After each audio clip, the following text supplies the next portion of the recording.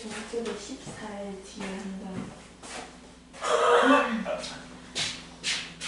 아침에 학교 애들 가방 메고 가는 거 보고 깜짝 놀랐네. 그치 초딩들아. 왜? 오늘은 이제 이 소리 이제 들을 수 없어. 올해 마지막이야. 맞잖아. 여기도 6학년 여기도 6학년. 내년에 초딩이야 그러면 이럴 거면서 그러지.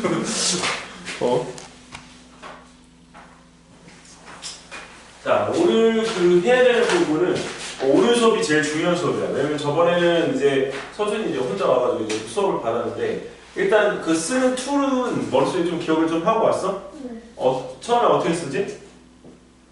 처음에 문제가 나오면 처음에는 한 쪽 정도 쓰는데 정의 같은 걸 쓰고 문제 상황 아니면 발생이 된 계기, 전개 과정 그리고 사람들의 반응을 쓰고 물론이 한쪽에서 한쪽 반 정도 되는데 문제점을 분석하고 해결 방안을 주고 이제 무슨 얘기인지 모르지.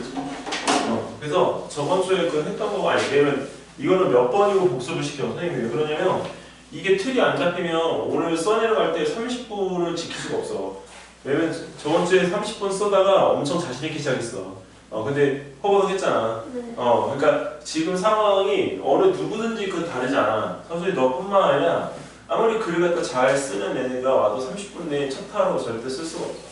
네, 여태까지 선생님이 이거 데뷔하면서 2016년부터 지금까지 30분 내에 그렇게 첫 타로 쓴 친구는 한 번도 못 봤어. 근데 딱 한 명 있었어, 한 명. 두 번째 수업에서. 송민이 형이라고. 이번에 서울대 경영 갔어. 작년에 고대 경영 붙었다가 올해 욕심내가지고 다시 재수해서 올해 서울대 경영 갔어. 그냥 대원형은 전교 1등으로 지금 들어갔다가 전교 1등으로 나왔거든.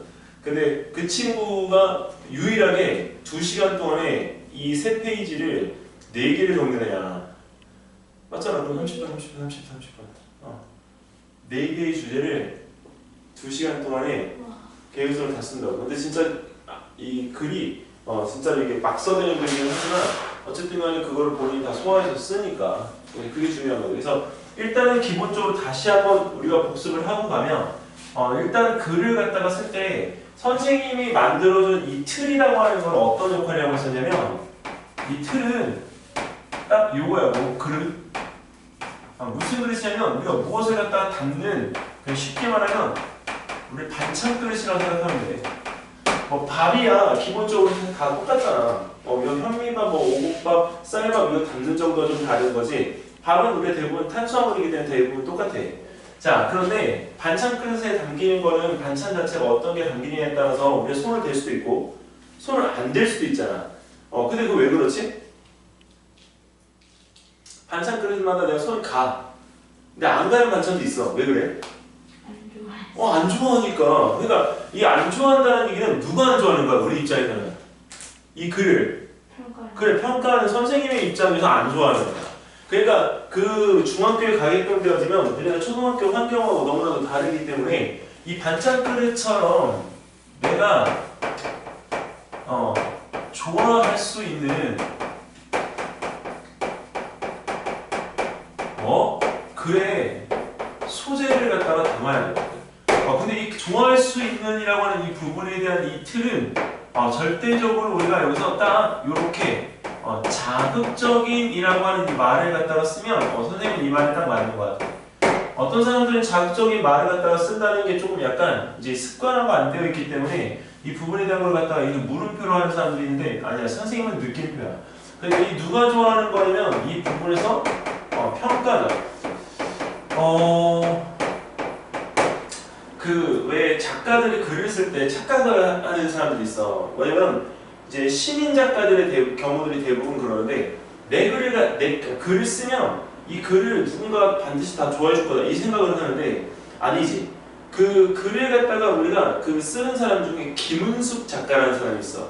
아나? 너희들?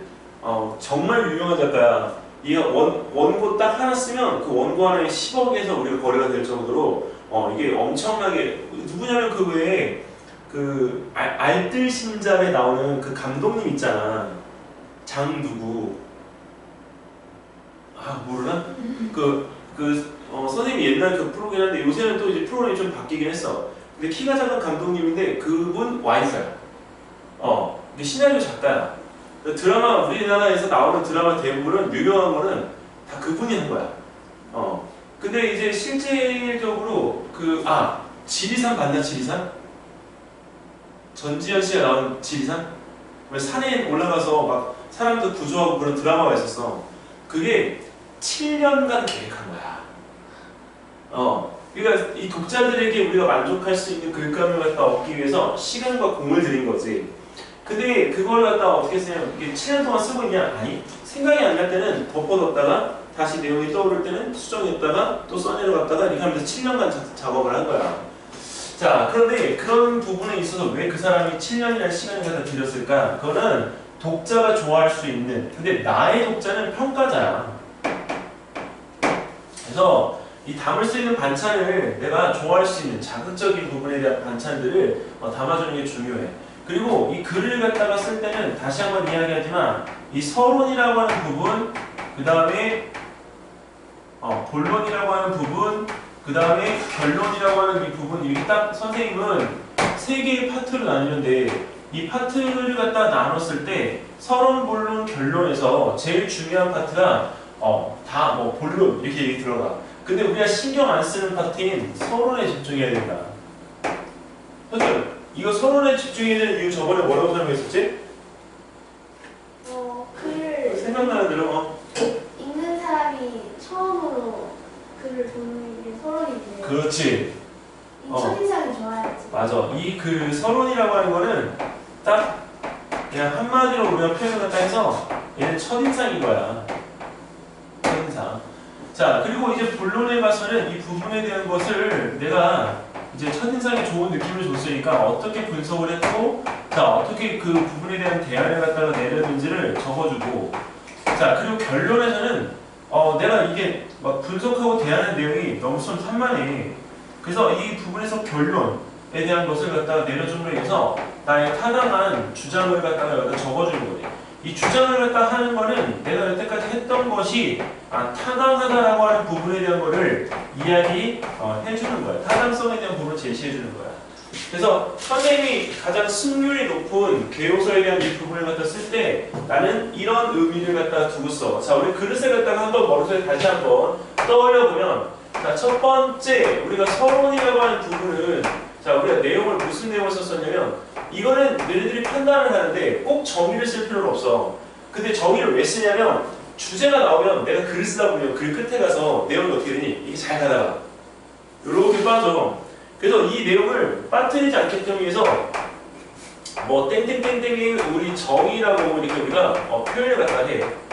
만약에 미세먼지면 미세먼지의 정의. 근데 왜 미세먼지 정의 쓰냐? 미세먼지에 두 가지 종류가 있잖아. 미세먼지하고 초미세먼지가 있어. 근데 그 미세먼지가 또 우리가 무엇을 갖다 일으키지? 오염물질을 갖다가 우리 하면 2차 오염물질이 돼. 근데 그런 부분에 대한 것들을 갖다 우리가 해야 되기 때문에 이 정의 꼭 적어야 돼. 근데 두 번째는 이거를 갖다가 선생님이 이제 저번에 이제 했던 내용에서 조금 달리 가르쳐주면 서론의 파트가 우리가 5개의 파트가 나눠질 수 있어. 이유는 이거를 갖다가 우리가 묶어도 상관이 없는데 서준아 복습하는 의미에서, 자, 우리 여기 이거 뭐가 들어야 되겠지?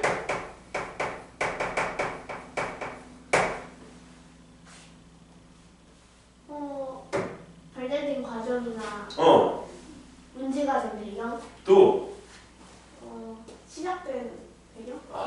그렇지. 맨 처음에는 이거를 갖다가 선생님이 이렇게 적어. 나타난 배경. 왜 이게 나타났지? 시대적인 건가? 자, 그리고 그게 발달된 배경. 자, 근데 발달이 됐는데 그게 문제를 일으키네. 말 그지? 나타나고 발달되고 문제가 되는 배경. 근데 왜 상황에 따라서 이게 맞는 게 있고 안 맞는 게 있다 그랬지?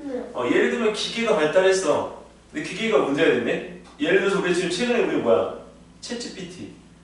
챗GPT가 나타난 배경. 그지? 발달된 배경. 그 다음에 문제가 된 배경.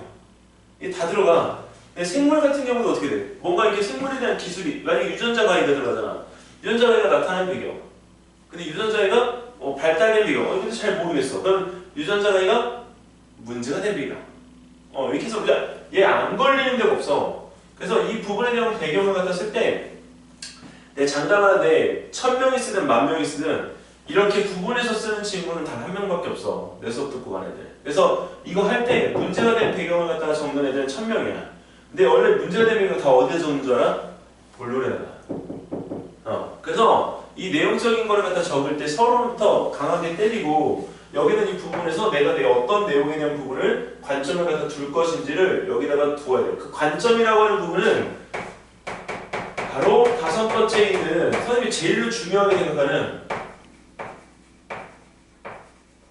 뭐다?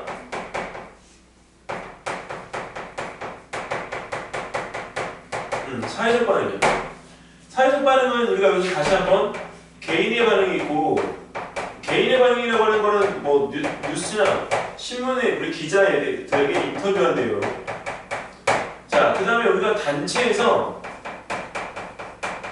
뭐 예시를 갖다 우리가 한 뭐 발언문 같은 것들 그 다음에 우리가 또 정부, 국가에서 우리 이야기한 것들 이런 것들을 우리가 세세하게 적으면 대부분 친구들이 우리가 뭐라고 해요? 서론에 적을 게 없어요. 이렇게 얘기해. 진짜 나중에 이제 서준이하고 이제 다은이가 친구들이 이렇게 옆에 하다 보면 애들 서론을 얼마 적고 서론에 뭐 적냐면 주장 적어. 주장 적고 바로 본론으로 뛰어들어. 그러면 이제 그 주장에 대한 부분을 갖다가 이제 이야기하면 사실 이 내용적인 거에 대한 부분에 대해서 내가 뭐를 하고 가는지 그 서론이 없기 때문에 내용적인 게 되게 산만해져. 근데 이제 이거를 선생님이 올해는 이제 그 틀을 갖다가 조금씩 바꿀 거야. 왜 그러냐면 선생님이 이 틀을 갖다가 쓴 지가 벌써 6, 7, 8, 9, 10, 11, 12, 13 이제 14년, 9년째야. 근데도 아직도 이 틀이 먹혀. 근데 왜 틀을 갖다 바꿀 거냐면 이 틀에 대한 이 부분들이 만약에 이제 우리가 그대로 쓰여져 있을 때 선생님이 이제 어떻게 돼? 숙달이 됐을 거 아니야. 그래서 이 문구에 대한 부분들은 선생님이 1월달, 2월달, 3월달 수업을 하면서 너네들의 경향, 그다음에 사회적인 분위기 이런 것들의 트렌드에 맞춰가지고 이걸 바꿀 거야. 이거를. 자, 그 다음에 자, 두 번째 우리가 본론에 들어갈 때는 이 본론에 들어가는 이 부분은 우리가 뭐가 들어가냐? 일단 가장 쉬운 건 장점, 단점. 장점, 단점 이거 우리가 알고서는 또 뭐가 들어가냐? 공통점, 차이점. 이거를 꼭 적을 필요는 없다 얘들아. 본론에서. 근데 왜 이걸 우리가 하냐면 장점, 단점을 갖다 찾으면 내가 좋은 거 나쁜 거 찾으니까 숫자든 내용이든 다 찾을 거 아니야. 그것들을 나열을 해야 돼. 나열할 때 제일 좋은 건 뭐지? 이 글을 갖다 쓰는 것도 좋지만 표야, 표. 그리고 이제 두 번째는 우리나라든 아니면 뭐 어디 이 대상에 이제 되는 뭐 업체든 아니면 다른 나라든 그 뭐 해야 돼? 하고 있는 현황을 갖다가 파악해야 돼. 이거 되게 중요하다. 예전에 이게 선생님이 작년까지는 이 부분에서 장점, 단점 이것만 이야기하고 무엇인가에 대한 우리 현황, 우리가 그 어떤 상황에 대한 부분의 파악을 갖다가 우리가 해서 여기다가 기록을 했었는데 이게 무슨 현황이냐면 바로 대응의 현황이야. 그럼 대응의 현황이 나오려면 당연히 주제가 어디에서 연결돼야 돼? 여기서 이렇게 연결돼야 될 거야. 문제가 된 배경에서 대응을 어떻게 하고 있는지에 대한 상황을 우리 뭐 국가면 국가 아니면 우리가 국내 예를 들면 국내 그 다음에 그다음에 해외 국외 이렇게 우리가 명칭을 갖다 써서 이걸 비교를 갖다 해도 돼. 이거 자, 이런 부분에 대한 것들까지가 이제 이 본론에서의 기본기야, 기본기. 그리고 이 부분에서 이 분석, 이게 우리가 분석이라 놓고 보면 분석을 할 때 우리가 가장 중요한 거는 꼭 여기다가 표나 그리고 그래프를 활용했으면 좋겠어. 선생님 이거 꼭 그림 그려야 돼요 이렇게 하는데 최근에는 아까 저번에 선생님이 그랬잖아. 집에서 써간다고. 학교에서 쓰는 경우도 있는데 집에서 이걸 써가지고 가. 그럼 엄청 쉽겠지. 이제 왜? 이 일주일도 더 주거든. 학교에서 쓸 때는 90분. 길면 2시간이야. 근데 이 부분에서 이걸 하면 이 그림을 갖다가 원래 학교에서 할 때는 풀로 붙이고 막 이렇게 가위를 썰어서 이렇게 다 붙였거든. 근데 지금은 이걸 갖다 써봐도 내려가니까 그림이나 그래프를 갖다가 우리가 반드시 거기다 캡처해서 넣어야 되겠지. 그리고 이걸 넣으면 반드시 뭘 갖다가 기록해야 된다? 출처. 그래서 1월 달에 그 마지막 수업 때는 선생님 노트북으로 이걸 갖다가 이제 이 하는 방법들을 갖다 알려줄 거예요. 내가 학교에서 이걸 갖다 노트북을 가지고 실제 아마 해놀이는 아마 그렇게 할 거야. 그래서 그 내용에서 컴퓨터를 가지고 컴퓨터실에서 직접 친구하고 이렇게 써내려가는 형태를 할 거야. 그러면 화면이 어떻게 되냐면 양분돼야 돼. 그래서 그런 것들 다 초반에 세팅시키는 부분부터 마지막 수업 때는 가르칠 거야. 자, 그리고 지금 현재 이 부분에서 이제 이렇게 내용을 다 적고 이제 마지막 세 번째로 뭐가 되냐면 대안점인데 그 대안점에 대한 이 부분을 애들이 적으면 다 이렇게 적어. 대안 또는 이 대안점을 창의적 문제 해결력이라고 해서 이 대안점을 갖다 적어. 근데 이게 다 필요 없고 이 대안점이 여기서 지금 이게 별표 5개잖아. 근데 이 대안점이 여기 있는 이 부분에서 얘도 별표 몇 개냐면 본론에서 가장 중요한 것 같아요. 선생님들이 미안한데 앞에 있는 이 분석 내용을 안 본다. 그러면 뭘 보냐? 얘부터 봐. 얘. 1번. 그럼 1번 보고 나서 뭐해? 그러면서 얘가 어떤 과정에서 이걸 하고 있는지 관심이 생기면 이 부분에 대한 걸 갖다가 우리 추립해. 이 내용이 이게 서로 같은가 다른가. 완전 이 떨어져 있으면 이것도 문제가 되니까. 그래서 이 대안점에 대한 이 부분을 갖다가 우리 했는데 대안점을 어떻게 적는다 그랬지? 기술적. 그래. 일반적 대안이 있고 누구나 다 적을 수 있는 거. 일반적 대안이 있고 두 번째는 기술적 대안이 있어. 너희들이 생각하는 어떤 기술에 대한 융합 과정. 그리고 이제 세 번째가 창의적 대안이 있어. 창의적 대안은 말이 안 돼도 우리가 여기서 어느 정도 실현 가능성이 있는 것들.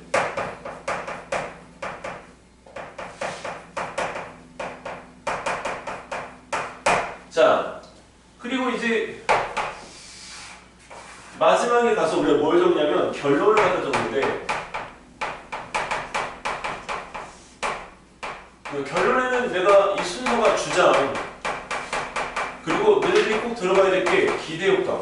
저번에 소준아, 이 기대효과 우리가 뭐를 바꾸기로 했었지? 그때 기대효과 바꾸기로 했었잖아. 왜냐면 기대효과가 너무 이제 식상해서 그리고 전람회 보고서에 이게 안 나와야 돼. 근데 기대효과를 가서 우리가 뭘로 바꾸냐면 전망과 활용성. 단어 선택이 엄청 중요해. 선생님이 이렇게 바꾼다는 거. 왜? 작년에 우리가 기대효과를 했으면 이 부분에 대한 전망과 활용성을 우리가 바꿔주는 거지. 자, 그 전망과 활용성에 대한 이 부분을 바꿨어? 근데 여기서 끝이야? 아니, 마지막에 우리가 뭐가 들어가야 되냐면 선생님이 여기다 두는 건 미래적 가치. 선생님 전망하고 활용성하고 미래적 가치가 뭐가 달라요? 그런데 전망과 활용성은 우리가 이제 어떻게 이것이 쓰여질지에 대한 예측이잖아. 근데 그 예측으로 인해서 우리가 변화되어질 것들이 어떻게 변화되어질지 예측해주는 거야. 첫 번째 우리 뭐가 있어? 바로 여기서 경제적 가치. 경제적 가치는 말 그대로 돈이야, 돈. 근데 이 경제적 가치를 따질 때는 우리가 제일 좋은 게 뭐냐? 실업률, 취업률 이런 것들. 근데 로봇이 실제 지금 들어오고 있잖아. 근데 로봇이 들어오는데 지금은 이제 그 로봇에 대한 부분에 신뢰도가 떨어지니까 그 가게나 아니면 음식점 같은 데 로봇이 이렇게 돌아다니잖아. 근데 그 서빙하는 분들이 어떻게 돼? 더 줄었어? 아직까지는? 그대로인 것 같아, 그지? 근데 이제 곧 줄 거야. 곧. 아예 없어질 거야. 그 이유가 뭐냐? 음식점에 있는 로봇이 이제 그 노드를 갖다 따라서 움직이는 부분이 세팅이 되면 사람의 변칙적인 움직임에 대해서 대응을 할 수 있는 정도의 수준이 되잖아. 그러면 그 일하시는 서빙 아주머니들이 안 계실 거야. 그럼 사장님 혼자 할 필요도 없어. 왜? 키오스크를 하고 로봇이 돌아다니고 그럼 사람 어디만 있으면 돼? 주방에만. 자, 근데 요새 혹시 그 김밥 먹어봤어? 로봇이 만든 김밥? 맛이 더 좋아. 왜? 맛이 균일해. 그게 오토김밥이야. 오토김밥 가면 김밥 마른 기계가 있어. 그 김밥하고 재료도 기계에다 넣으면 사람이 이렇게 꾹꾹 안 눌러도 돼. 짠! 그래서 오토김밥 보면 김밥의 크기가 균일해. 몰랐구나. 요새 그 통닭도 치킨 튀기는 것도 기계가 튀기잖아. 로봇 치킨. 더 위생적이야. 엄청 위생적이야. 왜? 그리고 그 로봇이 튀기는 이 닭은 뭐가 그렇게 다르냐면 사람이 튀기면 그 안에 있는 속살까지 잘 안 튀겨져서 가끔가다 빨간색 물에 보이고 그러잖아. 선생님 그럼 닭 먹기 싫더라고. 근데 그 부분에서 어쨌든 간에 이 로봇이 이거 튀기고 사람이 손 뒤일 일도 없고 그 기름 냄새 맡아 사람 몸 망가질 일도 없어. 그 또 서초동에 로봇 치킨 있잖아. 지금까지 안 망하고 장사 엄청 잘 돼. 그것도 가격도 15,000원인데 똑같아. 오히려 여기보다 더 싸. 인건비 안 들어가잖아. 그래, 닭 튀기는 인건비가 안 들어가잖아. 그럼 그거부터 벌써 비용이 어떻게 돼? 세이브가 되지. 1년으로 따지면 엄청난 비용인 거야. 왜? 닭 튀기는 사람은 만약에 비용을 갖다 250만 원씩 줬어. 그러면 1년이 얼마야? 3,600만 원이 절약되는 거야. 근데 기계 살 때 그게 1억 정도 되겠지? 그럼 3년 정도 되면 그 기계가 그 비용이 다 빠지는 거잖아. 그럼 그 뒤부터는 뭐야? 진짜 비용이 남는 거지. 여기 사람이 이제 안 들어가고 하니까 키오스크 있고 하니까 실질적으로 크게 사람이 진짜 주는 거지. 자, 두 번째는 여기서 경제적 가치가 제일 중요한 포인트인데 이거를 이렇게 표현을 해도 돼. 도덕적 가치 이렇게 표현하는데 도덕적 가치라는 말을 갖다 안 쓸 거면 윤리적 가치라는 이 표현을 갖다가 우리 써도 돼. 윤리적 가치. 대부분들 우리가 여기서 이 윤리적 가치에 대한 부분들은 생명윤리나 아니면 우리 대표적인 건 로봇의 윤리. 너네 로봇 친구들이 이제 곧 들어올 거잖아. 우리 지금 모든 과학자들 중에 그 진짜 최신에 앞서 나가는 과학자들이 뭐라고 얘기하고 있냐면 2045년, 2050년이 되면 죽지 않는 기술이 나온다. 인간은 영원히 살 수 있다. 그럼 선생님 같은 경우는 이제 여기 30년 가고 40년이면 20년이 더 남은 거잖아. 그 20년 딱 버티게 되면 내가 죽지 않는 몸이 될 수 있다고. 더 젊어지고. 너희들은 여기서 더 늙지 않는.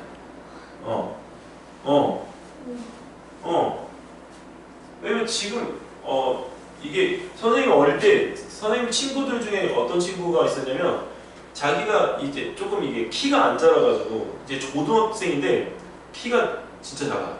근데 그 친구의 고민은 나 내 키를 어떻게 하면 늘릴 수 있을까? 근데 지금 키를 늘릴 수 있어. 뭐 성장 호르몬을 갖다 맞거나 성장 호르몬 맞았는데도 못 늘어나게 되면 뼈와 뼈를 끊어. 진짜 뼈와 뼈를 끊어서 어떻게 하냐? 뼈 사이에 기둥을 넣어서 키를 늘려. 지금은 기술이 거기까지 왔어.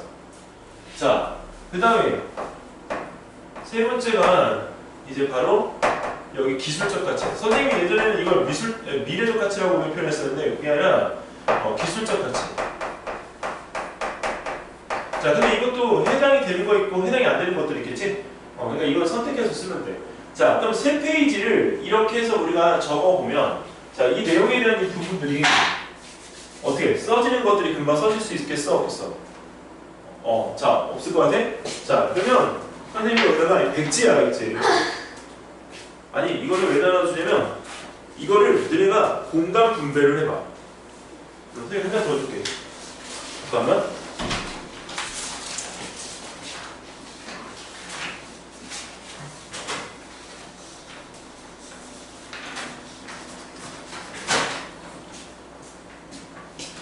이 세 페이지가 이거보다 훨씬 작거든? 세 페이지가 이거 작아.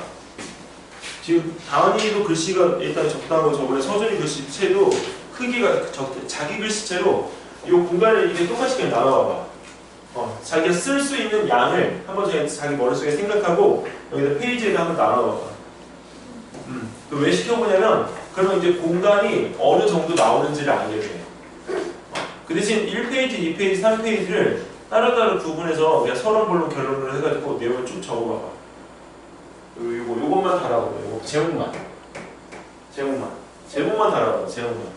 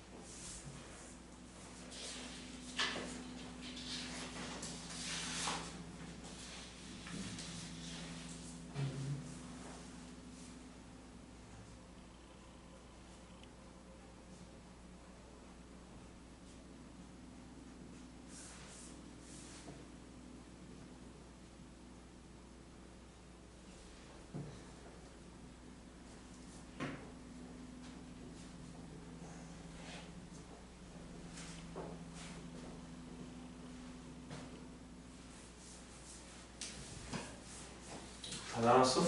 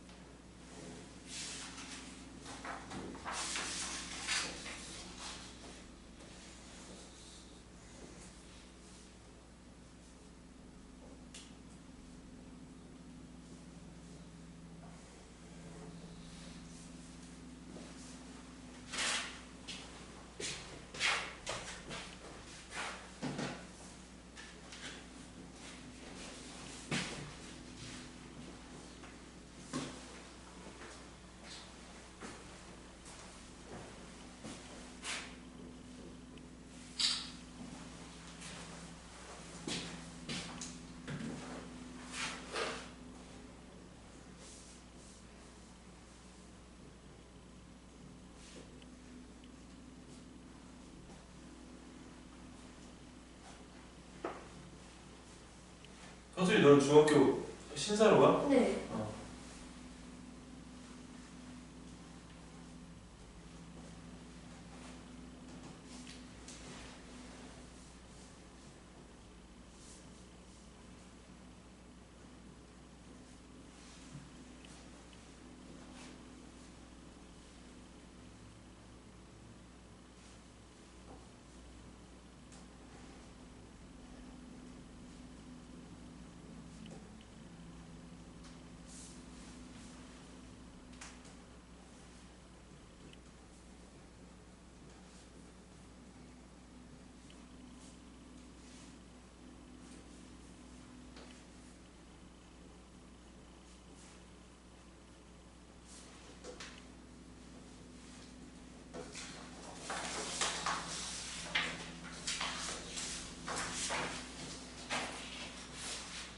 다 했어?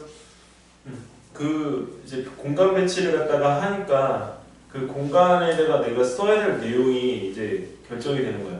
그 지금 서준이 지금 저번에 들은 내용인데 서준이 저거 정리할 동안 잠깐 조금 추가해서 얘기를 해주면 이제 이거를 갖다 내용을 채울 때 주의해야 될 게 있어. 뭘 주의를 해야 되냐면 이걸 주의해야 돼. 문장을 갖다가 쓸 때 산문형으로 우리가 쓸 건가 아니면 개조식으로 쓸 건가 이 글의 형태를 갖다가 좀 정해야 돼. 근데 산문형이라고 하는 거는 진짜 말 그대로 에세이 쓰듯이 줄줄이 계속 쓰는 거야. 이렇게. 근데 너희들 책 봐서 알겠지만 책 이렇게 쓰면 딱 눈에 들어와 안 들어와? 안 들어오지. 근데 또 개조식이라고 하는 건 뭐냐면 뭐뭐임 뭐뭐 했음 자 이거야.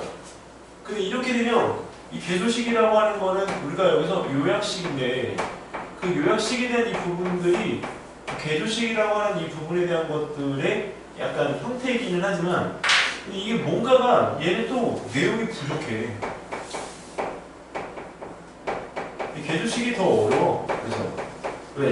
이거를 갖다가 하게 되면 이 글을 적는 사람의 본인만 아는 언어로 이렇게 적힐 수도 있잖아. 그래서 개조식이 그래서 선생님은 산문형도 안 쓰고 아니 개조식도 안 써. 그래서 이 글의 형태를 갖다가 우리가 뭐로 이야기하냐면 자 짧은 문장의 형태를 짧은 문장이라고 하니까 이게 어느 정도나 되느냐 보통 우리가 여기서 너희들이 지금 글 적을 때 이제 그 아까 큰 종이는 너무 큰 거고 그 종이 한 3분의 2 정도밖에 안 돼. 한 페이지가. 그러니까 그 부분에서 두 줄에서 많으면 세 줄이야.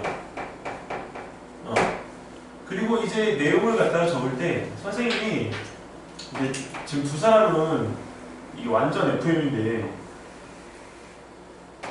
이렇게 적는 사람이 있어.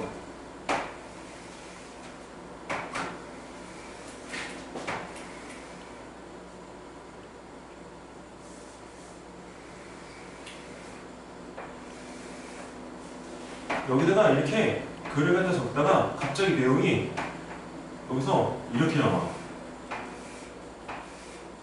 이렇게. 근데 이렇게 나오면 이거 선생님이 조금 약간 좀 봐준 건데 여기 절반을 날리는 사람이 있어. 그래서 선생님은 맨 처음에 이거를 글을 갖다 적을 때 여기다 뭐 할 거다 이렇게 생각했는데 아니야. 공간의 여백이 절반이라고. 그래서 이 부분에서 여백을 갖다가 이렇게 우리가 두는 거는 안 돼. 자, 그리고 지금 여기서 이렇게 적을 때 이 글을 이렇게 적으면서 글이 이렇게 올라가고 이렇게. 이것도 안 돼. 지금 너희들 것처럼 가지런히 쓰는 게 좋고 만약에 이제 그 글을 갖다가 이제 쓰는 게 좀 어렵다 판단이 되면 처음에 여기가 자 있지? 자 가지고 우리 쓰는 것도 방법이. 이게 진짜 실제 있는 일이야. 지금 제가 딱 오른쪽 것처럼 해가지고. 그래서 그때 자로 살짝 줄을 갖다 걸어놓고 써도 괜찮아. 개요서기 때문에 전혀 문제가 없어. 근데 이제 컴퓨터로 이제 쳐서 내는 이유를 이제 알겠지. 다 이렇게 돼버리니까 선생님들이 글을 갖다 볼 때 개요서를 쓸 때 이 이쁘게 그냥 편집되어져 있는 개요서를 먼저 고를 수밖에 없어요. 나머지 다 쓰레기통에 들어가. 왜? 이거를 적어서 서울시에 올려보내야 되는데 야 무슨 학교 망신당하는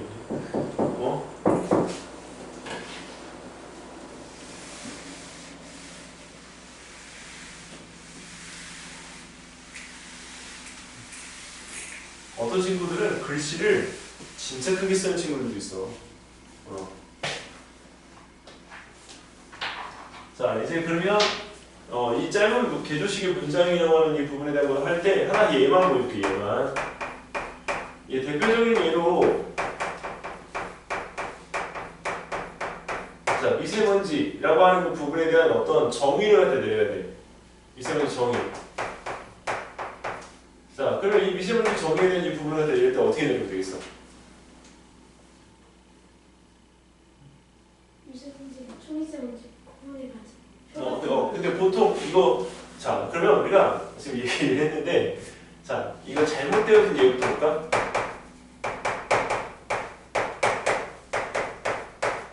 어 10마이크로미터 이하의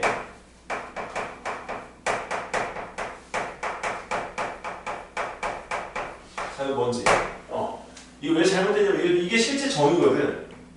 근데 이 부분에서 이 미세먼지에 대한 부분에 대해서 이야기할 때 이 내용을 이거 지금 이렇게 적은 거는 이게 개조식으로 적은 거야.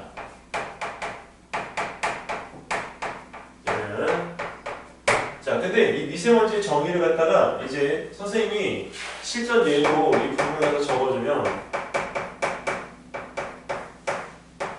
이거를 10마이크로미터 이하 뭐, 그 다음에 여기서 얘기할 때 2마이크로미터 이하의 미세먼지는 뭐뭐 그리고 뭐뭐이다. 이걸 갖다 만약에 안 할 거면 여기 있는 이 부분에서 방금 전에 서준이 얘기했던 것처럼 미세먼지에 대한 이 분류를 갖다 먼저 해놓고 여기다가 우리가 미세먼지 자 그리고 또 여기 뭐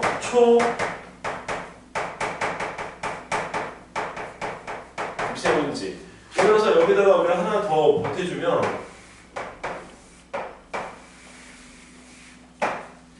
자 이거를 갖다가 우리가 이야기할 때 크기 부분을 하고 미세먼지에 대한 이 부분에서 우리가 이 분류해서 딱 하나 더 들어가면 좋은 게 발생 장소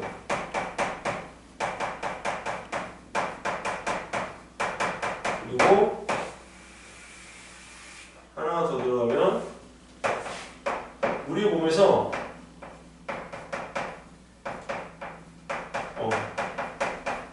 어떤 피해를 갖다 주는지 그 피해에 대한 부분을 갖다 여기서 명명하게 해놓으면 좋을 것 같아요.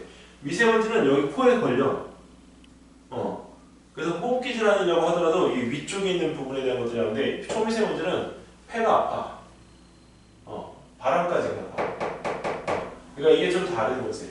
그래서 이렇게 해서 우리가 이 미세먼지 정의 부분에 이것들을 갖다 집어넣어서 했어요. 왜냐면 이거를 갖다가 왜 초반에 서론에 집어넣냐면 미세먼지를 가지고 이야기를 했을 때 그 본론에 가게 되면 이 미세먼지라고 하는 이 부분에 대한 것들로 인해서 지금 우리가 어떤 발생되어진 문제점을 대안을 분석할 거 아니야. 근데 그 내용만 해도 내용이 엄청 많아. 정의가 우리가 본론에 들어가서 그 내용을 갉아먹을 필요는 없어. 그래서 이걸 아예 그냥 서론에 꺼내놓고 시작을 하는 거지. 이렇게 해서 우리가 틀을 갖다가 이제 정하면 돼요. 그래서 오늘은 이제 그 선생님이 중요하다고 했던 이제 서로의 그 융합 과정에 대한 부분들의 내용들을 다 정리를 해줄 거야. 이건. 자, 볼까?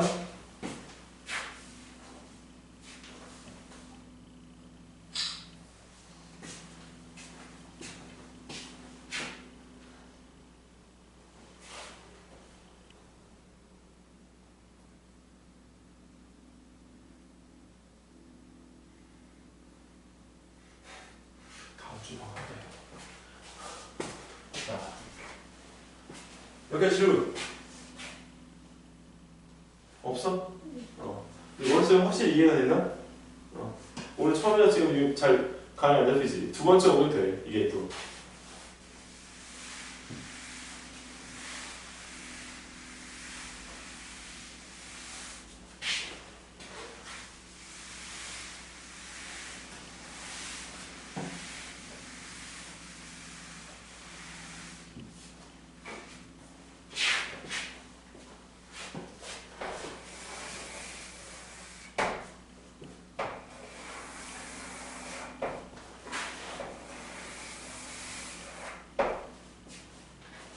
자, 이거 어디서 많이 보던 거지? 어디서 봤어?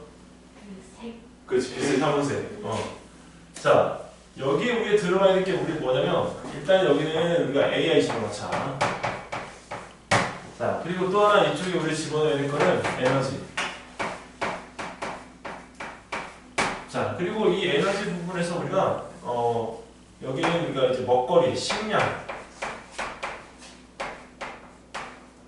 요거 딱 들어갈게요. 그러니까 이 식량이 들어가게 되면 이쪽 분야는 우리가 뭐냐면 얘는 생명.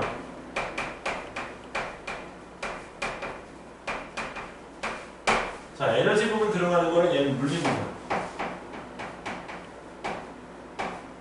자, AI 들어가는 거는 이건 산업 부분이야. 자, 근데 이 과정에서 생명과학하고 산업이 들어가게 되면 여기 꼭 뭐가 들어가냐면 생명윤리가 들어가.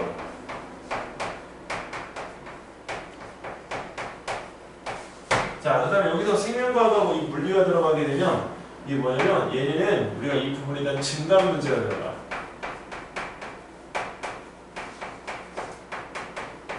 자, 그리고 이 에너지하고 산업이 들어가게 되면 얘 산업 발달이야. 산업 발달에 대한 이 부분에 대해서 물어볼 때는 거의 100% 효율성에 대한 부분을 갖다 물어본다.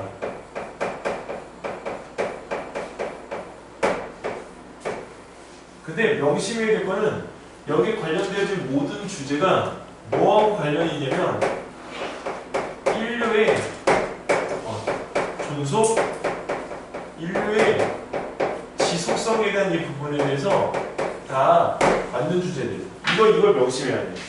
여기서 우리가 꺼내놓는 모든 주제는 인류가 계속적으로 살아나갈 수 있는지 없는지를 갖다가 판단하는 주제들이야. 자, 대표적인 예로 이제 우리가 이 AI 관련된 부분이 나왔는데 올해 주제 지금 선생님이 챗GPT 줄 건데, 자, AI라고 하는 이 부분에 대한 것들이 자 등장을 갖다 하기 시작했어. 근데 이 인공지능에 대한 이 부분이 등장하게 된 이유가 뭐야? 이유? 저 사람들이 인터넷이 발달되고 하면서 사람들이 정보를 더 편리하고 빠르게 얻고 인터넷 부분에서도 그렇고 산업 부분에서도 사람들이 하기 힘든 노동 같은 걸 대신해주기 위해서 아, 노동을 대신해주기 위해서 또 좀 더 편리하게 지내기 위해서 둘 다 똑같은 공통점이 있네. 어떤 공통점이냐면 편리함을 갖다가 제공하는데, 자, 근데 선생님이 여기서 이걸 갖다가 이렇게 표현을 갖다 해볼까? 이 편리함을 제공하긴 하는데 그 편리함을 제공하면서 뭘 갖다가 하지? 인공지능이 통제를 하지. 이게 되게 중요한 얘기야. 왜 통제를 갖다 하느냐? 인공지능이 필요로 하게 되어진 이유는 아까 말한 것처럼 편리성, 집에서의 편리성, 회사에서의 편리성, 근데 우리가 또 다른 것들을 갖다 좀 손쉽게 하고 싶어서. 근데 결정적인 이유는 인공지능에 대한 이 부분을 우리가 여기서 발달하게 되어진 이유는, 자, 사람들이 지금은 지능이 높아졌잖아, 옛날보다도. 근데 지능이 높아지다 보니까 쏟아내는 정보의 양이 어떻게 해? 정보의 양이 많았지. 그래, 그럼 우리가 뭐라고 표현하냐? 정보의 홍수다 이렇게 표현하잖아. 근데 이 정보의 홍수 속에서 이 진실과 거짓을 갖다가 가려내는 거에 있어가지고 이 내용이 중요해진 거야. 근데 이 진실과 거짓을 갖다가 우리가 가려내려면 누구의 도움이 필요한 거야? 바로 AI. 근데 이 AI에 대한 이 필요성이 이렇게 나왔는데 실질적으로 그 부분에서 우리가 오히려 AI가 우리가 이 정보를 더 많이 생산하고 그로 인해서 이 정보의 이 AI가 그 정보를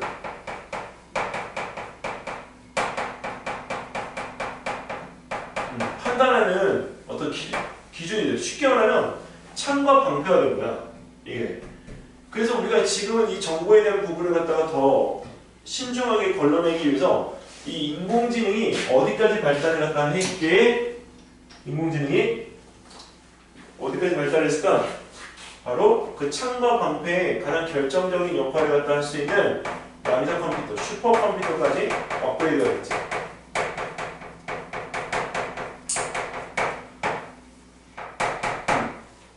그래서 양자 컴퓨터가 들어오게 되면서 인공지능이 더 초지능의 형태로 우리가 가게끔 되어진 거야. 얼마 전에 유퀴즈의 그 IQ 204? 아니 누구다? 유퀴즈가 아니고 무엇이든 물어보살에 IQ 204. 대한민국 사람인데 전 세계 그 IQ 인공지능 아니 IQ 지수가 1등이야. 우리나라 사람이야 204. 근데 그게 웩슬러 검사 만점. 그다음에 IQ 테스트 우리가 여기서 그 204. 웩슬러 검사 만점이면 IQ가 160 이상이라고 하더라고. 그러니까 판단할 수가 없기 때문에 160에서 선을 그어버리는 거더라고. 그래서 그 멘사 회원에서도 이제 인정을 받은 그 사람이야. 근데 그 사람의 꿈이 뭐냐? 목사야. 우리나라에서 IQ 203인 김웅용 아저씨도 7급 공무원이야. 공무원인데 신분 상승 안 해. 근데 그 내용적인 거인즉슨 그 사람이 자기를 표현할 때 뭐라고 표현을 했냐면 초지능인 거지 나는 천재가 아니다. 이해돼? 많은 것들을 이렇게 우리가 가지고 있는 거지. 거기 있는 부분에서 내가 뭔가를 갖다 새롭게 발견해내고 뭔가를 창조해낼 수 있는 천재는 아니라는 거야. 자, 근데 그런 부분에 있어서 이 인공지능이 그 사람들이 가지고 있는 각자의 어떤 개성과 다양성에 대한 부분들을 종합해서 정보를 생산하고 만들기 위해서 본인 스스로가 뭐가 생기게끔 되어졌냐면 본인 스스로가 의지가 생기게끔 됐어요. 의지. 그리고 최근에 우리가 어떤 로봇은 그림을 갖다가 그리지 사람이 시켜서 그리는 게 아니라 자신의 의지를 갖다가 표현할 수 있는 기술이 생겼어. 자, 그리고 거기에 따라서 우리가 또 담을 수 있는 뭐가 또 있어? 자, 지식이 생겼어. 지식과 의지와 표현이 있네? 이거 뭐 하는 거야, 다? 이거 우리가 흔하게 이야기하는 지능이 되는 거지. 그리고 이 인공지능이 우리가 발달하게 되어진 이유 중에 하나가 바로 무엇이냐면 사람이 아까 선생님 그랬잖아. 2040년, 2050년이면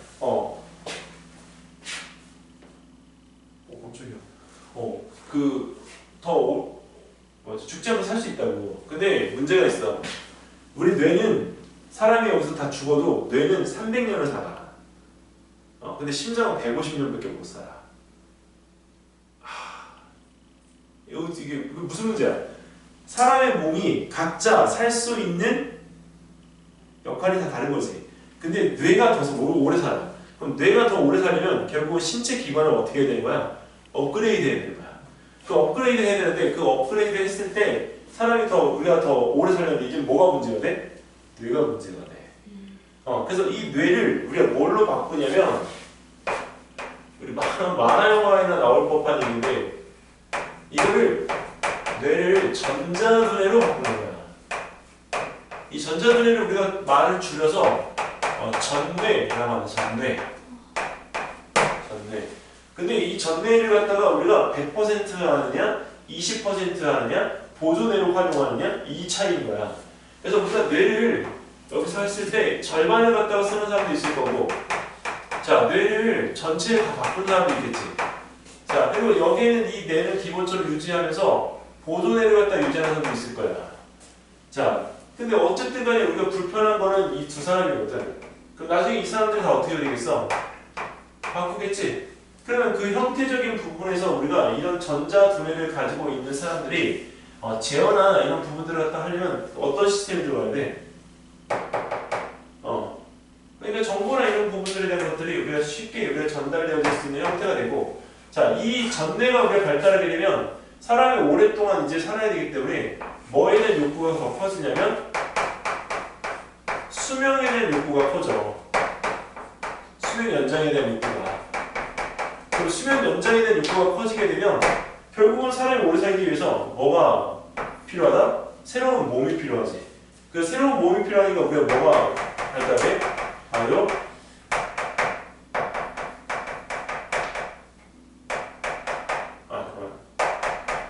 이 바이오메탈이라고 하는 거는 이거 원래 정확하게 바이오메디컬인데 이 바이오메디컬 기술은 쉽게 말하면 생체 금속에 대한 생체공학이에요. 선생님은 솔직히 그 요새 최근에 개발된 그 생체 이 근섬유 우리 근육을 금속으로 만들어냈어. 그래서 사람의 몸에 장착시킬 수가 있어. 여기서 내가 쉽게 말하면 선생님이 이렇게 해도 이게 센지 안 센지 모르잖아. 근데 내가 이렇게 했을 때 파괴력과 그걸 달고 살 파괴력은 이 천지 차이다. 그러니까 쉽게 말하면 우리가 이제 빌딩을 점프해서 우리가 올라갈 수도 있는 그런 상황이 될 수도 있는 시대가 온다는 거지. 자, 그래서 이런 수명 연장이 요구가 되니까 결국 우리가 필요로 하는 인력이 뭐야? 바로 의사야. 근데 우리나라 의사에 대한 이 부분의 시대적인 발달에서는 이게 흐름은 맞다고 봐. 흐름은. 근데 중요한 거는 돈벌이가 아니라 이 부분에서 우리가 앞으로 먹고 살 수 있는 것에 대한 어떤 산업 구조의 발달 자체에서 의사의 역할이 엄청 많이 중요해질 거라는 거지. 근데 이런 것들을 갖다 우리 수술이라고 하면 이 수술을 누구도 할 수 있어요. 이제는 생체 바이오메디컬이잖아. 생체의학. 그러면 이건 기계가 할 수도 있는 거지. 기계가 하려면 사람의 지능과 지식과 그런 데이터, 경험 데이터베이스가 있어야 되니까 결국 누가 해야 돼? 그래서 이 AI가 사람의 수명 연장을 갖다 위한 필수 도구야. 근데 이걸 갖다가 이제 발달시키기 위해서 우리가 지금까지 핸드폰, 그다음에 우리가 반도체, 그리고 이제 제일 중요한 기술이 나노 기술이 들어가야 돼. 왜? 나노 기술 왜 들어가야 될까? 인공지능인데. 인공지능이 작아져가지고 이게 무슨 소용이 있어? 작은 나노 안에 지시를 꽉 담아. 아하, 그것도 있는데 그 반도체 칩이 우리가 작아지게 되어지면 반도체 칩을 우리 사람 머릿속에 어떻게 할 수 있다? 심을 수가 있어. 그게 우리가 뭐냐면 이 바로 베리칩이야. 선생님은 너희들이 치피엔스가 될 줄 알았어. 치피엔스. 칩을 심은 태어나는 아이들. 근데 너네들이 안 됐잖아. 너네들 다음 세대. 그러니까 너네들 다음 세대는 지금 바로 밑에 있는 뭐 5학년들이 아니라 지금 태어나는 애들이 다음 세대야. 그러면 지금 이제 앞으로 20년의 간격을 두고 이제 다음 세대가 탄생하니까 최근에 이제 2025년 태어난 아이들부터는 그 칩에 대한 역할의 부여를 받게끔 되어줄 수 있다는 거지. 그래서 이걸로 인해서 우리가 신종호가 태어난 게 바로 호모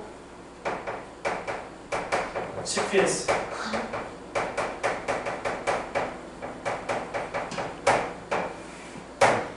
그래서 이거에 대한 부분에 이거를 누가 성공했냐면 저기 누구지? 일론 머스크가 뉴럴링크라는 그 회사가 따로 가지고 있어. 그 뉴럴링크에서 원숭이를 갖다가 8,000마리를 죽여가면서 이 칩에 대한 부분의 연구를 끝냈어. 어느 정도까지 지금 되어져 있냐면 맨 처음에는 원숭이가 이제 게임기를 주고 여기서 이게 조이스틱으로 버튼을 눌러가면서 그 게임하는 거를 연습을 시켰어. 근데 어느 순간에 그 게임에 대한 이 원숭이의 행동을 갖다가 빅데이터화 시켜가지고 다 분석해서 그 칩에다가 담았네. 그래서 칩에서 우리가 그 원숭이에서 발생되어지는 뇌파의 형태를 갖다가 감지하면 내가 조이스틱과 버튼을 갖다 누르지 않고도 게임 속에 있는 그 캐릭터 있잖아. 그걸 움직일 수가 있어. 우리가 흔하게 얘기하는 뭐지? 텔레파시 초능력이지. 그러니까 근데 그게 이제 문제가 칩을 갖다 심었더니 사람의 여기 있는 살덩이야 신경이 서로 그걸 갖다 잠시 면역에서는 우리가 걔가 적이잖아. 얘가 그러니까 그거를 이렇게 연결시키는 신경이나 이런 것들이 얘를 다 죽여버리는 거야. 이 칩을 못 쓰게끔. 그러니까 오히려 더 염증이 생기고 안 좋아지니까 그거에 대한 답을 찾아야 되는데 최근에 답을 찾았어. 뇌에다가 구멍을 내. 필요 없는 부분에다가. 뇌에다 구멍 뚫는다고. 그래서 이런 분필 크기의 튜브를 집어넣어. 그리고 그 튜브 안에 칩을 넣어. 얘도 칩도 안전하고 뇌도 안전하고. 그래서 거기까지가 최근의 연구 결과야. 상용화될 날이 얼마 멀지 않았어.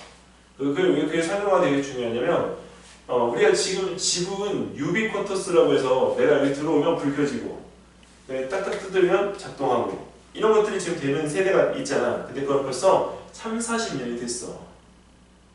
근데 그거에 대한 부분을 내가 집에 들어갔을 때 내가 생각만으로 말을 안 해도 불 켜져. 그리고 화장실에서 내가 소금을 부으면 나의 건강 체크를 갖다 해줄 수 있는 시스템이 작동하려면 칩이 있어야 돼. 그리고 내가 이 칩에 대한 부분만 가지고 병원을 통과해서 들어갔을 때 지금 이 사람의 컨디션이 어떤 거니까 어떤 부분에서 어떤 치료를 받아야 되는지를 병원 이 시스템에 있는 인공지능이 감지할 수 있지. 이제 우리가 이 CPNS가 왜 필요하냐면 아침에 일어나서 내가 뭔가가 안 좋아 몸의 컨디션이 그럼 나한테 맞는 음식을 먹어야 될 거 아니야. 그것들을 다 인공지능이 해결해 줄 수가 있는 거야. 무섭지만 편리해. 어때? 서준아.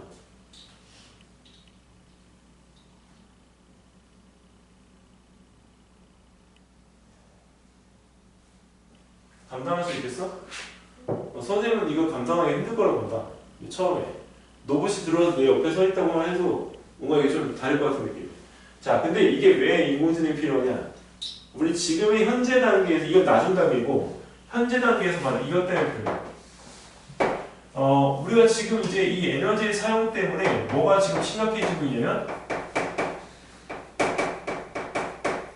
기후가 바뀌고, 온난화가 가속되고 있잖아. 근데 이거의 대부분의 원인을 갖다 뭘로 꼽고 있냐면, 공장과 자동차의 연료, 즉 이것들이 다 뭐야?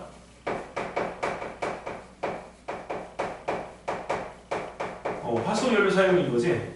그래서 화석 연료를 갖다가 사용을 안 하려고 지금 최근에 일론 머스크가 뭘 만들었어? 테슬라. 그 뭐야, 걔가?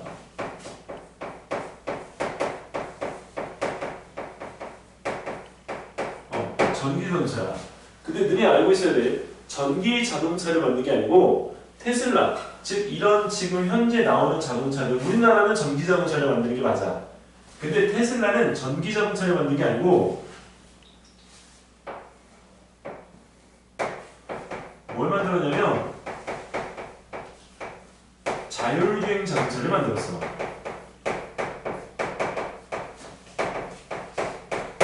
자, 근데 그 자율주행 자동차의 주 에너지원이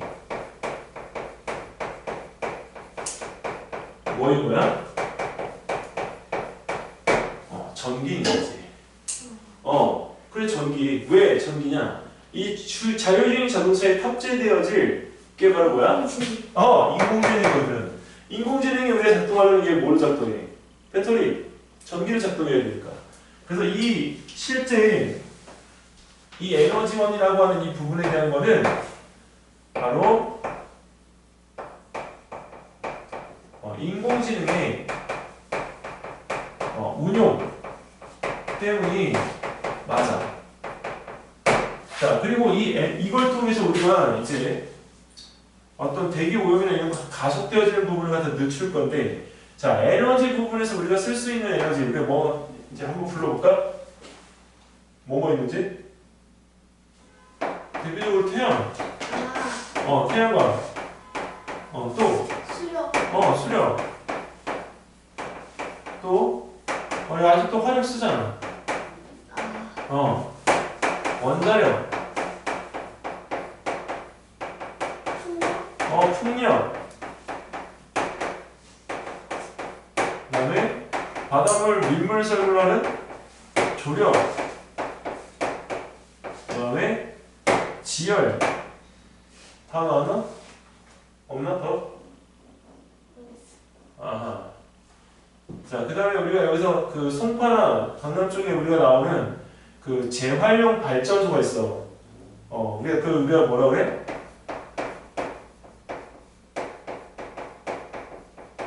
이렇게 부르죠.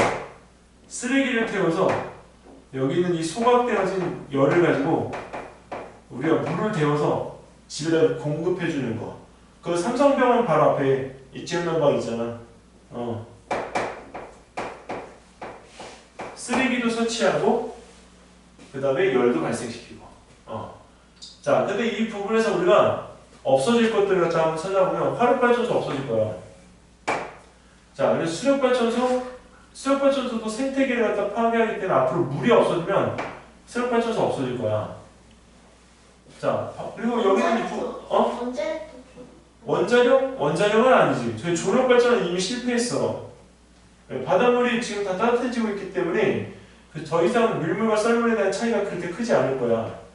근데 지구 더워지고 있지만 여기 껍데기가 더워지고 있는 거지 땅이 더워지고 있는 건 아니지. 자, 지역난방? 쓰레기 많지만 이 부분에서 우리가 얘는 퀘스천이야. 자, 그럼 남은 게 뭐야? 태양광, 원자력, 풍력. 태양광, 원자력, 풍력. 근데 태양광은 비가 안 오는 날 있잖아. 얘는 세모. 비가 오는 날 같은 경우에는 우리가 태양을 이용할 수가 없으니까. 그래서 우리가 쓰는 게 바로 뭐냐면 집전장치야. 집전장치. 전기를 모아놓는 거. 모을 집자야. 모을 집자. 자, 그럼 남은 게 뭐야? 원자력하고 풍력. 풍력. 근데 풍력은 바람이 불어 말이지. 왜 바람이 안 불까? 다 따뜻해져서. 온도 차이가 나야 되는데 온도 차이가 안 나.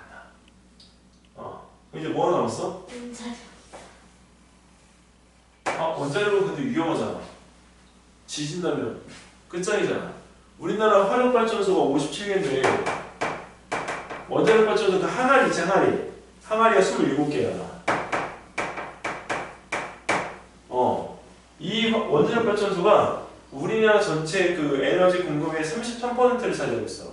이게 싸긴 하고. 무공해야. 진짜 공해가 하나도 없어. 위험하기는 하지만 싸기도 하고. 근데 이제 이걸 대체할 수 있는 것들이 필요하니 지역난방으로 다 돌려야 되겠네.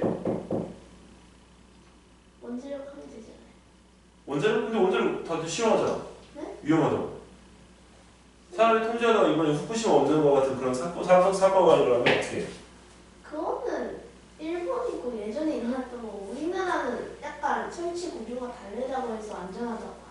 아니, 우리나라도 여기 이 벽에 이 구멍이 엄청 많아. 벽에 구멍이 많다는 얘기는 뭐냐? 내구성이 약하다는 얘기야.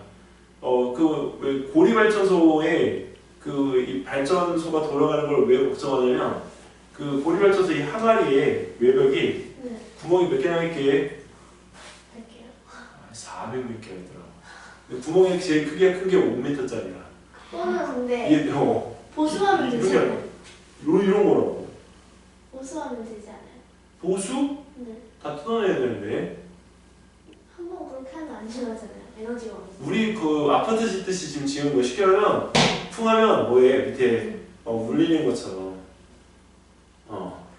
부실 시공인 거지. 우리나라 원자력발전소 짓는 기술은 다른 나라에 뒤지지는 않는데 이게 우리나라 지금 있는 거가 우리나라 안에 내부에서 문제가 생기니까.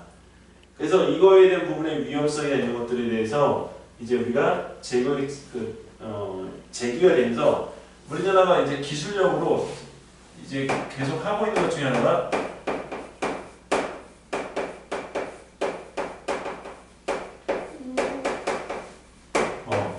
인공태양 기술이야. 근데 인공태양 기술은 누가 여기서 통제를 해야 되냐면 바로 인공지능이 통제하는 인공태양 기술이야. 인공태양을 갖다 하나 만들어 놓으면 얘 온도는 1억도야, 1억도. 태양보다 더 뜨겁지? 그래서 이 교실만한 요 하나가 우리나라 전체를 다 담당할 수 있어.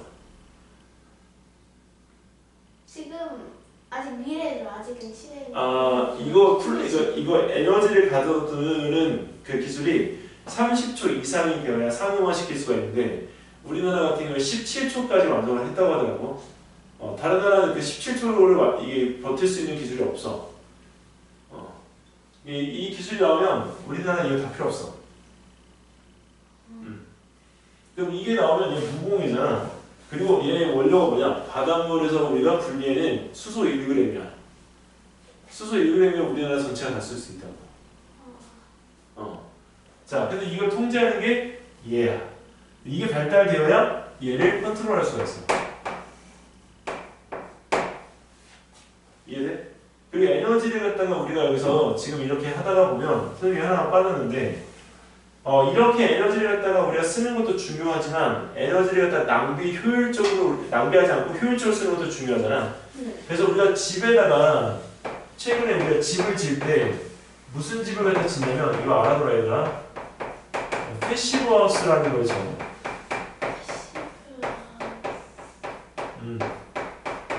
패시브 하우스. 열을 뭔가 최대한. 그러니까 쉽게 말하면 여기 안에 있는 열이 밖으로 빠져나가는 걸 막아주고, 그 다음에 밖에 있는 열이 안쪽으로 들어오는 걸 막아줘. 그러니까 안에서 생산되어진 열만 가지고 우리가 충분히 할 수 있도록. 그래서 여름에는 시원하고 겨울에는 따뜻해. 그래서 이 패시브 하우스를 하게 되면 집에서 우리가 벌어지는 열이 거의 없어. 근데 쉬운 열이 이런 얘기야. 혹시 아파트 관리비 얼마 나오는지 알아? 모르지? 얼마 나오는지 알아? 내 생각에는 거의 한 돈 100만 원 나올 거야.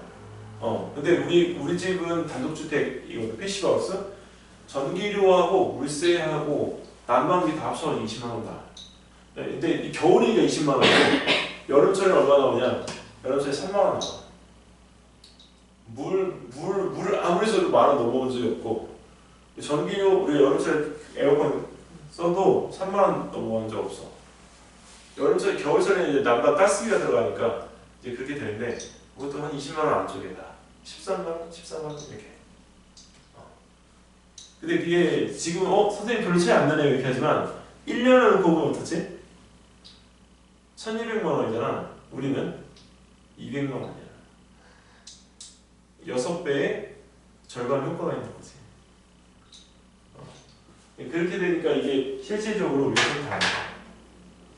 자, 근데 문제는 이게 또 되어야 얘가 또 나와. 그리고 얘하고 또 돼야 이게 나와. 무슨 얘기냐면 최근에 우리가 농사 짓는데 어디서 짓니 농사를? 그 단어로 쓸 수 있어야 되는데 근데 이게 처음 들어봤지? 그래서 이런 단어가 여기 나왔으면 아마 몰랐을 텐데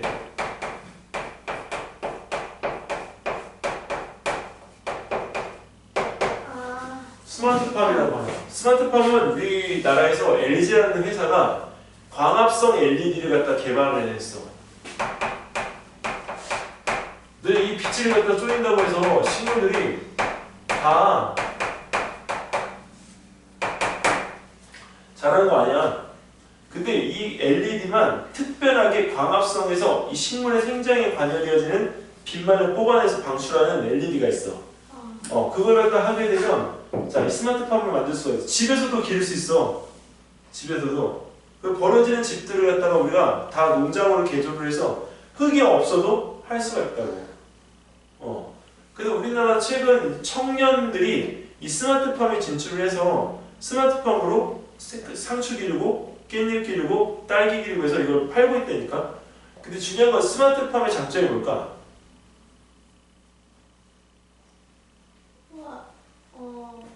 자연적 요인 없이 인공적으로. 그래.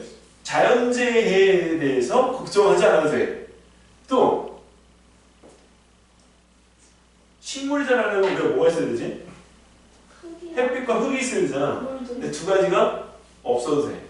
세 번째, 물이 있어야 된다 했잖아. 물이 있어야 되는 것보다 물을 주는 게 더 걱정이야. 로봇이 움직여서 로봇이 시간마다 물을 내려줘. 그리고 이게 중요한 게 뭐냐? 우리가 일반적으로 집에서 기르는 상추는 한 2주 동안에 내가 따먹어봐야 한 번이나 2번 따. 근데 얘는 2주 동안에 4번에서 6번을 따. 근데 그걸 팔잖아. 그 일반적으로 농사를 짓는 사람들은 한 번이나 2번 딴다고. 근데 이 사람들은 4번에서 6번을 따니까 누가 더 생산적이야? 스마트팜을 하는 사람들이 더 생산적인 거지. 그리고 문제는 이런 병해충 문제가 여기 이 스마트팜 농장 안에서 기르게 되면 어때? 밖에서 기르는 것보다 훨씬 적겠지. 이런 장점들이 있어. 너희가 먹는 그 상추의 대부분들은 다 스마트팜 상추야. 지금 나오는 것들이. 그래서 우리나라도 그렇지만 20대의 그 미국에 있는 젊은 청년들이 대학을 안 가고 다 뭐에 뛰어들고 있게? 농업에 뛰어들고 있어. 그래서 이 농업이라는 부분이 앞으로에서 이제 미래 기술과 합쳐지게 되어지면 우리들의 먹거리를 갖다 담당할 뿐더러 이 농업에 대한 어떤 대기업들이 나타나기 시작할 거야. 실제 그런 회사들이 지금 나타나고 있고. 근데 그게 그냥 혼자에 대한 기술이 아니라 이런 스마트 팜을 운영할 수 있는 인공지능 기술에 대한 부분들이 프로그램과 코딩화 되어져서 여기에 더 쓰여지게끔 되면 충분히 나타날 수 있는 소지가 커지게끔 되는 거지. 그래서 우리가 식량 문제를 우리가 해결할 수 있느냐? 해결할 수 있어. 그리고 이제는 또 거기에 우리가 하나 더 더해졌지. 지금은 되게 문제시하고 있는 바로 GMO. GMO 혹시 뭔지 아는 사람? Genetically modified. 뭔지 모르겠어요. 오가닉. 이거 뭐야? 유전자. 이거 유전자 조작 식물인 거야. 유전자 조작 식물인데 우리가 지금 대표적인 게 콩이잖아. 그거 콩으로 우리가 만들어진 것들은 표기가 되어지는데 안 먹지. 유기농이 아니라고. 근데 GMO로 해서 우리가 앞으로 뭘 갖다냐면 봐봐. 병충해가 안 들려면 유전규별을 통해서 어쨌든 그거에 병충해가 잘 안 들게끔 하는 식물하고 결합해야 되잖아. 근데 더 중요한 건 우리가 먹는 쌀 있지? 쌀이 옛날 우리나라에서 자라는 벼 품종은 미안한 얘기지만 이 알알이 맺히는 게 50알이 안 돼 얘들아. 50알이 안 된다고. 근데 우리나라 지금 벼는 200알에서 250알이 맺혀. 왜? 개발한 거야. 개발한 거야. 그래서 그런 부분에 대한 것들이 이제 가시화가 되어지면 너네 이 유전자 조작 식물도 앞으로 우리가 할 수 있는 기술. 그럼 이 유전자 조작 식물이 만들어지면 뭐가 있어야 될까?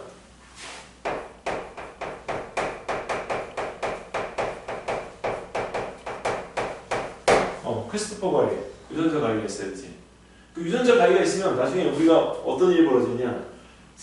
우리가 뭔가 불편한 일이 생겼을 때 유전자 치료를 우리가 할 수가 있어.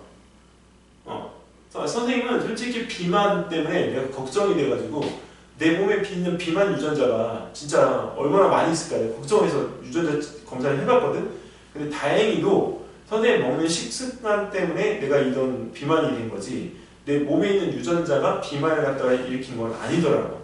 그럼 무슨 얘기냐면 이 비만에 대한 어떤 유전자가 없으면 선생님이 살을 빼면 예를 들어서 내가 다시 살찔 위험성이 적은 거야. 식습관만 고쳐주게 되면. 근데 그런 것들에 대한 부분들이 있어. 근데 만약에 앞으로 정말 이번에 그 오프라 윈프리라는 그 미국의 엄청 유명한 그 흑인 여자 MC가 있어. 살이 갑자기 쑥 빠진 거야. 40kg가. 근데 자기는 맨 처음에 부인했어. 저는 어떠한 다이어트 약도 먹지 않습니다. 근데 최근에 40kg를 빼고 나서 밝혔지. 내가 다이어트 약을 먹고 있습니다. 그게 무슨 얘기냐면 다이어트라고 하는 부분이 실제로 우리가 먼 이상향처럼 느껴지는 사람이 많잖아. 의지와 시간과 돈이 필요하기 때문에 알약 하나로 뺄 수가 있다. 이제 세대가. 그게 다 뭐야? 얘 때문에. 그래서 이런 것들을 갖다 하려면 얘가 이 분석을 누가 해줘야 될까? 얘가 해줘야 되는 거야. 그 다음에 이게 선생님이 지금 인공지능을 내가 하나 쓰고 있는 게 있는데 얘가 나한테 뭘 해주냐면 아침마다 오늘 해야 될 일들을 했습니까? 이렇게 물어봐. 그럼 내가 해서 이렇게 이걸 하거든? 그러면 거기 있는 부분에서 내가 일을 하게 돼. 근데 좀 이따가 이건 또 했습니까?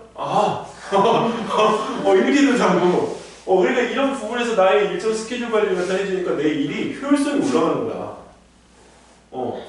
시간 관리가 되고. 그래서 그런 부분에 대한 것들을 하려면 여기서의 가장 이제 핵심은 얘야. 얘를 빼놓을 수가 없어. 자, 여기에 이 인공지능 기술에 우리가 중요한 거 하나가 들어가면 저번에 내가 서준한테 얘기해줬는데 메타버스 기술이 꼭 들어가야 돼. 메타버스 기술 왜 들어가야 될까? 소준아, 메타버스 기술 왜 들어가야 될까?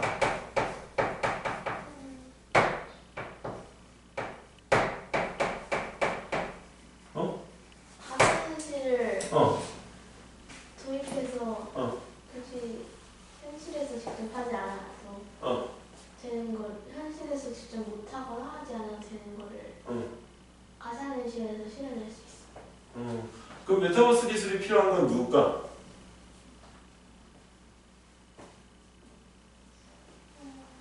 그 메타버스 기술이 만약에 진짜 활성화되면 그 뒤에 발달되어진 사람은 뭘까? AI요? 아니? 거기까지 생각 안 해봤지? 응. 메타버스 기술을 갖다가 활용하는 건 너희들 학생들.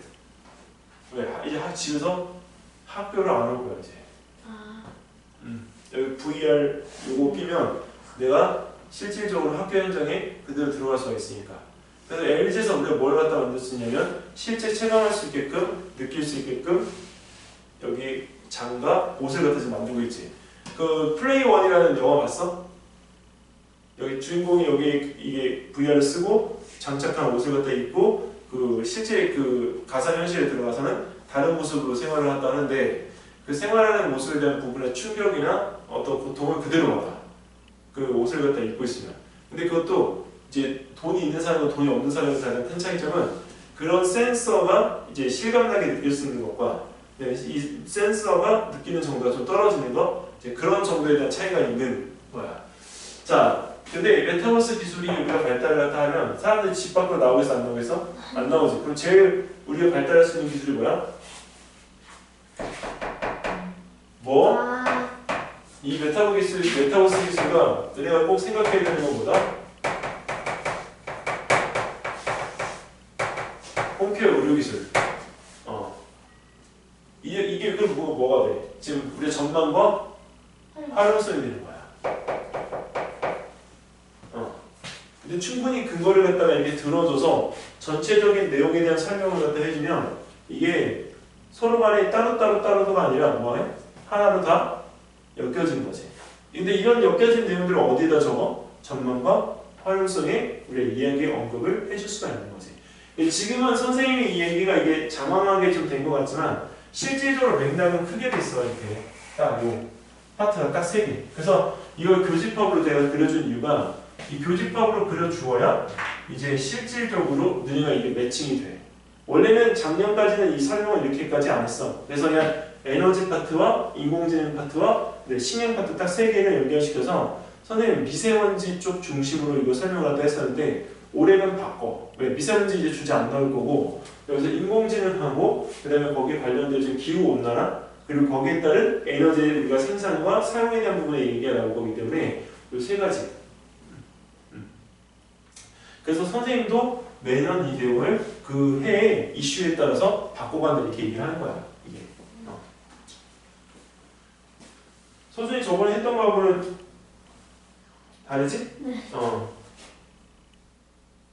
이걸 풀어나가는 방법적인 거를 갖다 익혀둬야 돼. 자, 여기까지 잠깐 하고 우리 잠깐 쉬었다가 이런 지역 없어?